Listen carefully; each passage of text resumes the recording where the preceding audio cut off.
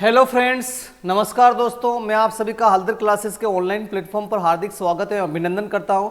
आज मैं general agriculture का टॉपिक जो है इम्पोर्टेंट इंस्ट्रूमेंट, महत्वपूर्ण उपकरण जो है एग्रीकल्चर के अंदर जिन जिनका यूज होता है उनके बारे में अपन यहाँ पे डिस्कस करेंगे। कौन कौन सा इंपॉर्टेंट है, किसके केस में क्वेश्चन अपने एग्जाम में पूछा जा सकता है। तो सबसे पहला जो यहाँ पे इंस्ट्रूमेंट आपके सामने आ रहा है वो आ रहा है आपके सामने, that is the hygrometer. Hygrometer that is also known as the psychrometer. Hygrometer का यूज क्या है? ये यूज होता है रिलेटिव ह्यूमिडिटी को मेजर करने के लिए, आरएच को मेजर करने के लिए काम में लेते हैं। और नॉर्मली आप जानते हो आरएच या रिलेटिव ह्यूमिडिटी जो होती है परसेंटेज में मापी जाती है, प्रतिशत में मापी जाती है, जो आपको पता होना चाहिए। तो हाइग्रो का सीधा सा अर्थ यही निकलता है, जो किसको मेजर करे, मॉइस्चर को मेजर करे, है ना। मॉइस्चर को मेजर करने के लिए काम में लेते हैं, तो रिलेटिव ह्यूमिडिटी के रूप में इसको मेजर किया जाता है एज अ परसेंटेज में, जो आपको पता होना चाहिए। देन नेक्स्ट वन इसके अंदर आता है थर्मोमीटर। और thermometer as you know, thermometer जो यूज आता है वह टेम्परेचर को मेजर करने के लिए काम में लिया जाता है। वैसे बेसिकली जो टेम्परेचर या थर्मोमीटर जो होते हैं वह दो प्रकार के होते हैं, that is the minimum thermometer अर्थात निम्नतम तापमापी, और सेकंड जो आता है इसमें that is the maximum thermometer अर्थात उच्चतम तापमापी। अब इसमें से जो सबसे इंपॉर्टेंट क्वेश्चन एग्जाम के अंदर आता है वो यह आता है कि जो उच्चतम या निम्नतम तापमापी है, इसकी जो ये ट्यूब होती है इसके अंदर क्या भरा हुआ रहता है, उसमें क्या फिलअप रहता है। तो जो मिनिमम थर्मोमीटर होता है इसकी ट्यूब के अंदर जो होता है अल्कोहल होता है। क्या होता है? अल्कोहल भरा रहता है, जो आपको पता होना चाहिए।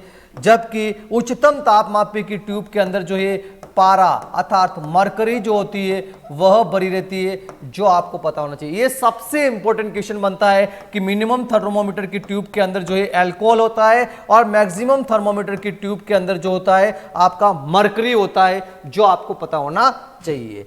Then the next one is the barometer. बेरो यहां पे बार आ रहा है, बार का सीधा सा अर्थ निकलता है प्रेशर। जो किसको मेजर करे? प्रेशर को मेजर करे। तो एटमॉस्फेरिक प्रेशर को मेजर करने के लिए बेरोमीटर एनेरोइड बेरोमीटर का काम में लिया जाता है। Then the next one is the tensiometer. काफी ज्यादा इंपॉर्टेंट है। टेंशियोमीटर जो होता है इस प्रकार से होता है, इसकी ट्यूब को जो है सोइल के अंदर इंसर्ट किया जाता है, उससे जो पता किया जाता है to measure the soil moisture tension. Soil moisture, soil के अंदर कितना मॉइस्चर है इसको मेजर करने के लिए काम में लेते हैं, और it is a more suitable for the Sandy soil. Sandy soil के लिए काफी ज्यादा सुटेबल यह पाया गया है, जो अप टू द 0.85 बार तक जो है मॉइस्चर को मेजर कर सकता है। तो टेंशियोमीटर किसके लिए काम आता है? सोइल मॉइस्चर टेंशन को मेजर करने के लिए काम में लिया जाता है, जो आपको पता होना चाहिए। Then the next one is the wind vane. Wind vane कुछ इस प्रकार से होता है, और जो नॉर्थ, साउथ, वेस्ट और ईस्ट किस डायरेक्शन में विंड का फ्लो हो रहा है, यानी डायरेक्शन को बताने के लिए जो इसमें इंस्ट्रूमेंट आता है वह विंड वेन के नाम से, जिसे हिंदी में अपन वायु दिक् सूचक यंत्र के नाम से जानते हैं, जो आपको पता होना चाहिए। Then the next one anemometer. काफी इंपॉर्टेंट है, एग्जाम में पूछा जाता है। और ये जो एनीमोमीटर आपको दिखाई दे रहा है इसे कप एनीमोमीटर कहते हैं, क्योंकि ये जो साइज है सारे कप के जैसी है ना। तो आपकी एयर जो है, वायु जो है कितनी गति से जो है चल रही है, यानी उसकी स्पीड क्या है, उसकी वेलोसिटी क्या है, उसको मेजर करने के लिए कप एनीमोमीटर का प्रयोग में लेते हैं। क्योंकि यहाँ पे इसका एक मीटर लगा रहता है, और जो ये कप नुमा संरचनाएं होती है वह रोटेट होती रहती है, तो उससे पता चलता है कि भाई एयर कितनी जो है स्पीड से फ्लो हो रही है। ये अक्सर एग्जाम के अंदर आपसे पूछा जा सकता है। Then the next one is the lysimeter. Lysimeter कुछ इस प्रकार की संरचना होती है, और ये यूज आता है to measure the evapotranspiration. Evaporation, देखो यहां पे दो शब्द आ रहा है, evaporation and number second one is the transpiration. तो इन दोनों को मेजर करने के लिए evaporation it means the losses of water, losses of water from soil surface. Soil surface से पानी का, मृदा की सतह से पानी का हास्य जो होता है उसे अपन इवेपोरेशन यानी कि वाष्पीकरण के नाम से जानते हैं। किस नाम से जानते हैं? वाष्पीकरण। जबकि अगर प्लांट की सतह से अगर जो लॉस होता है उसे अपन ट्रांसपीरेशन या वाष्पोत्सर्जन के नाम से जानते हैं। It means the losses of water from the plant की जो लीफ है उसके द्वारा जो पानी का जो लॉस है उसे ट्रांसपीरेशन कहते हैं। तो इन दोनों को मेजर करने के लिए जो इंस्ट्रूमेंट काम में आता है वह आता है आपका लाइसीमीटर के द्वारा evaporation as well as the transpiration को मेजर किया जाता है।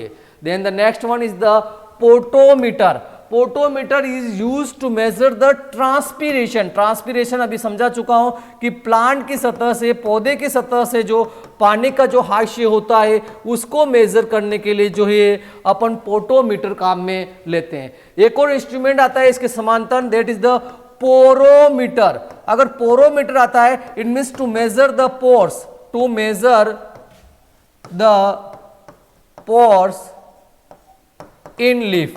आपको पता है पौधे की पत्तियों के अंदर रंध्र होते हैं, तो पत्तियों में जो रंध्र होते हैं उन रंध्रों को मेजर करने के लिए जो इंस्ट्रूमेंट काम में आता है वह पोरोमीटर कहलाएगा, जबकि ट्रांसपीरेशन को मेजर करने वाला यंत्र जो होता है वह पोटोमीटर कहलाता है, जो आपको पता होना चाहिए।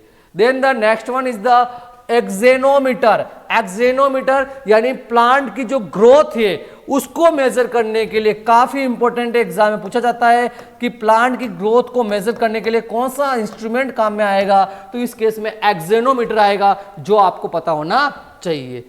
तो ये थे आपके इंपॉर्टेंट इंस्ट्रूमेंट जो एग्रीकल्चर के अंदर अक्सर यूज में आते हैं, जिनके बारे में आपको पता होना चाहिए, वो अपन ने आज की क्लास के अंदर डिस्कशन किया। Thank you very much.